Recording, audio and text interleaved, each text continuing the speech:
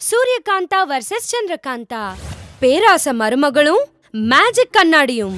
எப்பவும் போலவே சந்திரகாந்தா காலையில எந்திரிச்சு குளிச்சுட்டு அவளோட அம்மா வீட்ல இருந்து கொண்டு வந்த அவளுக்கு ரொம்ப பிடிச்ச கண்ணாடி முன்னாடி உட்காந்து ரசிச்சுக்கிட்டே இருந்தா. அம்மாடியோ, என்ன நான் இன்னைக்கு இவ்ளோ அழகா தெரியற? என்னன்னு சொல்லிக்கிறது என் அழக பத்தி நானே.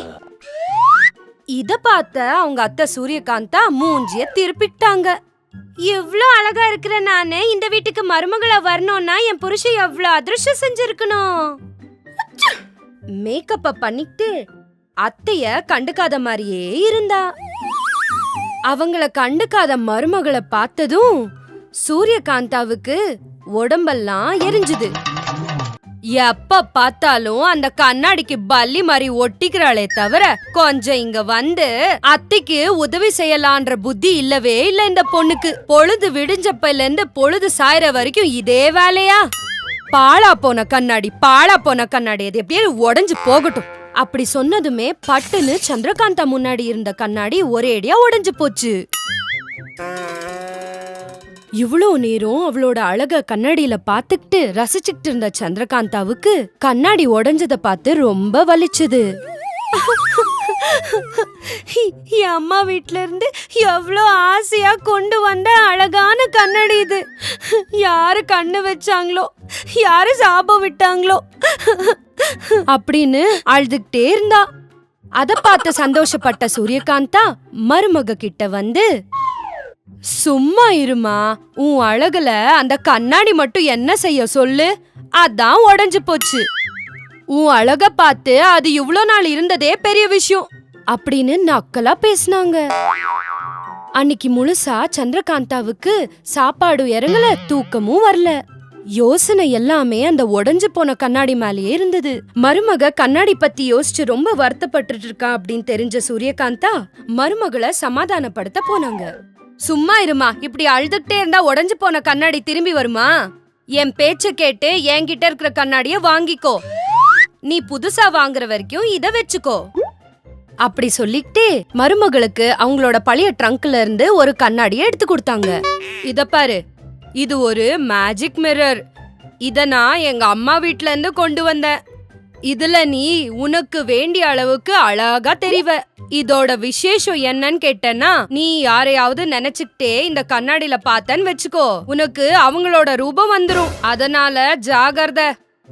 நீ இந்த கண்ணாடி முன்னாடி உக்காந்து ஏதோ நாயோ நரியோ நினைச்சுக்கிட்டேன்னு வச்சுக்கோ, அவ்வளவுதான். அதுக்கு மேல சொல்றதுக்கு ஒன்னும் இல்ல. அதுக்கப்புறம் சர்க்கஸோ ஜூக்காரங்களோ வந்து புடிச்சிட்டு போவாங்க. அதுக்கப்புறம் அந்த கண்ணாடிய சந்திரகாந்தா கையில வச்சுட்டு போயிட்டாங்க. என்னது, இந்த பழைய கண்ணாடி மேஜிக் மிரரா? பின்ன இதுல இவ்ளோ மேஜிக் இருந்தா ஏன் எங்க அத்தை இன்னும் இப்படியே இருக்காங்க?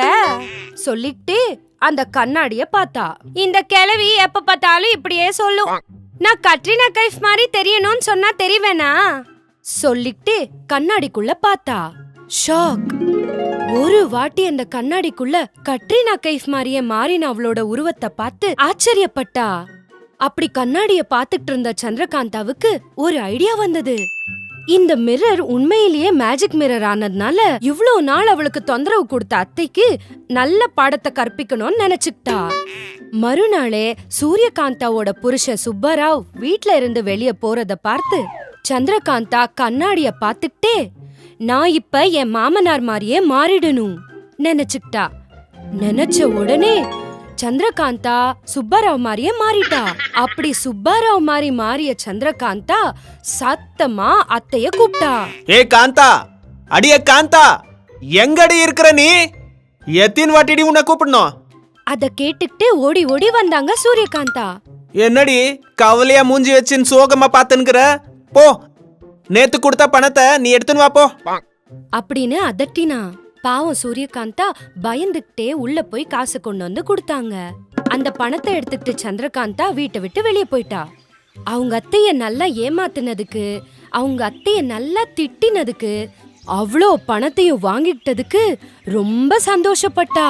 அந்த பணத்துல பட்டுப்புடவை வாங்கிக்கிட்டு மல்டிப்ளெக்ஸ்ல சினிமா பாத்துக்கிட்டு அப்புறம் ஐஸ்கிரீம் பார்லர் போய் அவளுக்கு பிடிச்ச ஐஸ்கிரீம் சாப்பிட்டு என்ஜாய் பண்ணா. இப்படி ஒவ்வொரு நாளும் மாமனார் வெளிய போனதுமே சந்திரகாந்தா மாமனார் மாதிரியே மாறி அத்தை மேல ரிவெஞ்ச் தீர்த்துக்கிட்டா. இப்படி சில நாள் போய்கிட்டே இருக்கும்போது ஒரு நாள் சந்திரகாந்தாவோட மாமனாரு வெளியில இருந்து ரொம்ப கோவமா உள்ள வந்தாரு. சி தூ, இந்த உலகமே கெட்டு கிடக்கு. பணத்தை வாங்கும்போது ஐயா அப்பான்றாங்க, திருப்பி கேட்க போனா டேய் தர இறான்னு சொல்றாங்க. எனக்கு பைத்தியம் பிடிக்கிற மாதிரி எல்லாரும் பேசுறாங்க. சொல்லிட்டு அப்படின்னு கோவப்பட்டாரு. தன்னோட பொண்டாட்டிய கூப்பிட்டு, அடியே காந்தா, முந்தனேத்து உனக்கு பணத்தை கொடுத்து உள்ள வைக்க சொன்னனே, அதை எடுத்துன்னு வா போ, இப்போ கொஞ்சம் வேலை இருக்கு அப்படின்னு கேட்டாங்க. இத கேட்ட சூரியகாந்தா ஆச்சரியப்பட்டாங்க. இத பாருங்க, ஊர்ல சொல்றது உண்மைதான், நிஜமாவே உங்களுக்கு புத்தி கெட்டிருக்கு.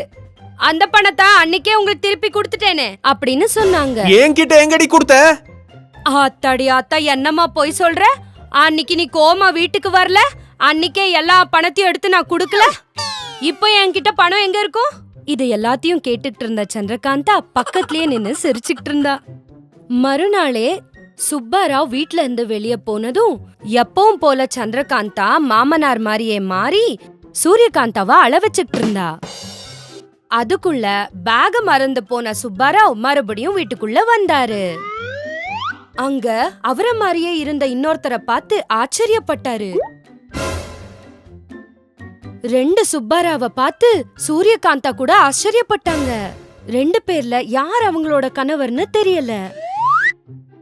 அதுக்குள்ள நான் தான் நிஜமான சுப்பாராவன்னு சொல்லும்போது இல்ல இல்ல நான் தான் ஒரிஜினல் சுப்பாராவன்னு ரெண்டு பேரும் சண்டை போட்டுக்கிட்டாங்க. யாரோ என்ன மாதிரியே வேஷம் போட்டு அவனே எல்லார்கிட்டயும் போய் எனக்கு வர வேண்டிய பணத்தை வாங்கி நான் தான் வாங்கியிருக்கிறேன்னுட்டு அவங்க நினைச்சுக்கணும், அப்படி பண்ணிருக்கான். சூரியகாந்தாவுக்கு எல்லா விஷயமும் புரிஞ்சுது. ஆனா மருமகளுக்கு புத்தி கற்பிக்கணும்னு, உங்க ரெண்டு பேர்ல என்னோட உண்மையான புருஷனுக்கு என்னோட முட்டி அடி எப்படின்னு நல்லாவே தெரியும். ரெண்டு பேருக்கும் ரெண்டு கொட்டினா அப்ப நிஜமான புருஷன் வெளியே வருவான். சரி அப்படி சொன்னா சுப்பாராவ் மாறி மாறிய சந்திரகாந்தா அழுத்தமா அவங்களோட கை விரலால அவங்க மருமகளுக்கு ரெண்டு குட்டு குட்டுனாங்க. செத்தண்டா சாமி அப்படின்னு புலம்பினா சந்திரகாந்தா.